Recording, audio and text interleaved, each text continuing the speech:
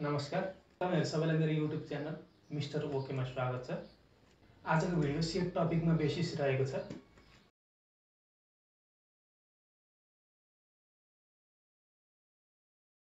सेटबाट हामीलाई एक्जाममा टोटल 6 मार्क्सको क्वेशनहरु सोधिरहेको हुन्छ। मेनली आज हामीले यहाँ 2 सेट र 3 सेटको कुरा गरिन्छ।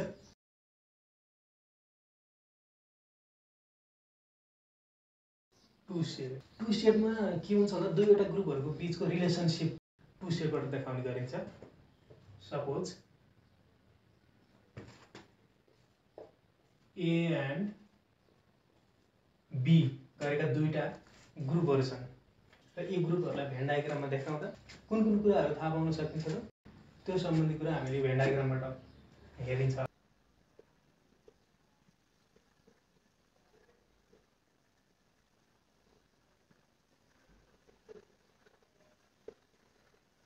यो ए र बी ग्रुप बीचको भेन डायग्राम यसरी प्लट गर्दा जान्नुपर्ने कुराहरु मेन 4 वटा टर्महरु जान्नुपर्छ। त्यसमा ए र बी ग्रुपको कमन पार्ट कुन छ? दुईटै बीचको पार्ट, यसलाई के भनिन्छ? इन्टरसेक्सन पार्ट भन्छ, जसलाई के ले डिनोट गरिन्छ त number of A intersection B ले डिनोट गरिन्छ। त्यस्तै गरी यो ए को जुन रिमेनिङ पार्ट छ यो पार्टलाई यसलाई के भनिन्छ त नम्बर अफ ओन्ली ए ले डिनोट गरिन्छ। त्यस्तै गरी बी मा मात्रै पर्ने part number of only B भनेर डिनोट गरिन्छ र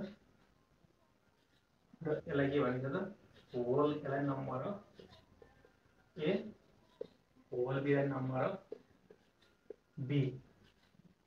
ए र बी दुईटैमा नपर्ने पार्ट दिएको हुन्छ, त्यसलाई यहाँ हामीले बाहिर राख्नु पर्यो। यो बाहिर यसलाई के भन्छ? Number of A union B दुईटैमा नपर्ने हो। यसलाई number of A union B को कम्प्लिमेन्ट फर्ममा लेखिन्छ। यसबाट हामीले फर्मुलाहरु जेनेरेट गरौँ।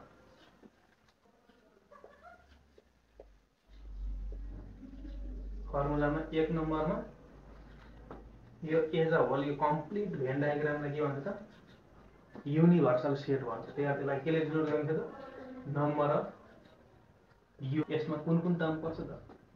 एउटा यो ए र बी को कम्प्लिट यो फर्म पर्छ, जसलाई number of A union B भनिन्छ। अनि त्यसमा के एड हुन्छ त यो जुन कम्प्लिमेन्टको पार्ट छ त्यो एड हुन्छ, plus number of A union B को कम्प्लिमेन्ट। अनि नम्बर अफ यु यो त आयो हैन। अब यो फेरि नम्बर अफ दुईमा के लेखिन्छ? Number of A union B को फर्मुला फेरि के हुन्छ त ए र बी दुईटैमा पर्ने कुन कुन पर्छ? यसमा दुईटा फर्मुला हुन्छ है। पहिलोमा नम्बर अफ ओन्ली ए मा मात्रै पर्ने, प्लस अर्को फेरि बी मा मात्रै पर्ने number of only B plus अनि त्यसको दुईटा साझा जुन दुईटैमा कमन छ त्यो त्यसलाई इन्टरसेक्सन भन्छ, number of A intersection B. अरूमा अर्को number of A union B लाई अर्को कुन फर्मुला लेख्न सकिन्छ त whole A. Number of whole A भनेको number of A plus number of whole B, त्यसलाई नम्बर अफ बी भनिन्छ, minus number A intersection B. यो पार्ट यो दुईटैको होल दुईटैबाट बीचको यो कमन पार्ट घटाइयो भने number of A union B आउँछ। यो कसरी आयो भनेर यसलाई डिराइभ गरेर यसबाट डिराइभ गरेर यो निकाल्न सकिन्छ है त। अनि 4 मा number of only A, number of only A, number of only A मा के पर्छ? त्यो नम्बर अफ ए मा मात्रै पर्ने कुन? यसको फर्मुला निकाल्दा के हुन्छ? होल ए बाट हामीले के घटाउनु पर्यो त होल यो ए बाट ए र बी को जुन यो कमन छ त्यो घटाइदियो भने नम्बर अफ ओन्ली ए आउँछ। त्यसैले number of A minus number of A intersection B, यो गर्दा नम्बर अफ ओन्ली ए आउँछ। 5 मा नम्बर अफ ओन्ली बी निकाल्दा भने जसरी हामीले ए मा गर्यो त्यस्तै गरी होल बी बाट यो इन्टरसेक्सन पार्ट घटाइयो भने नम्बर अफ ओन्ली बी आउँछ। So number of B minus number of A intersection B. यति पाँचवटा फर्मुलाबाट हामीले क्वेसनहरु चाहिँ के भने सल्भ गर्न सकिन्छ। यसमा चाहिँ दुई तीनटा टर्महरु छ जुन हामीले एकदमै ख्याल गर्नुपर्छ। एक्स्ट्रा टर्महरु जुन टर्मले हामीलाई कन्फ्युज गर्न सक्छ। सोधेको त हैकै फर्मुला भित्रैबाट सोध्ने हो, तर एक्स्ट्रा टर्म भने के हो त, त्यसले के इन्डिकेट गर्छ त्यो कुरा जानिराख्नुपर्छ। जस्तै एटलिस्ट वन भनेको कम्तीमा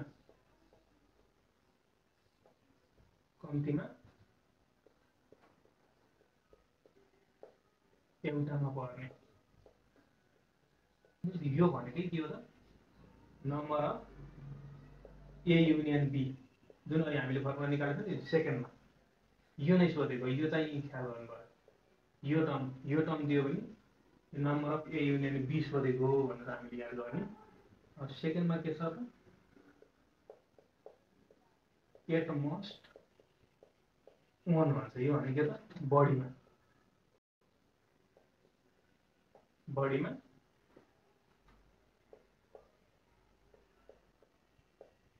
एउटामा पर्ने। यो भने के हो त, number of A intersection B को बार। यो भन्दा बाहिरका अरु सबै छन् त्यसलाई यो भन्छ। जस्तै के कसरी लेख्नु, यो यसलाई छुटाएर अरु सबै जोड्नु पर्यो। Number of only A plus number of only B plus number of मानेको त यो आयो हैन, number of A union B को कम्प्लिमेन्ट। यो चाहिँ अब दोस्रो यो भयो। थर्डमा के भन्छ, एक्ज्याक्टली वन भनेको छ। यो भनेको एउटामा मात्र पर्ने भनेर सोधेको है। यो भनेको चाहिँ यसको फर्मुला के हो त, number of only A plus number of only B. यो एमा मात्रै पर्ने र बीमा मात्रै पर्नेको जुन त्यो एडिसन छ त्यसलाई एक्ज्याक्टली भने एउटामा मात्र पर्ने भनेर भनिन्छ।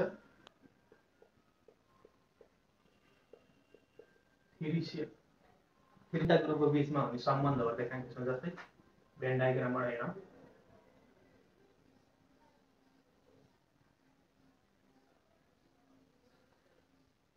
वन टू तीनटा सेट भयो हैन।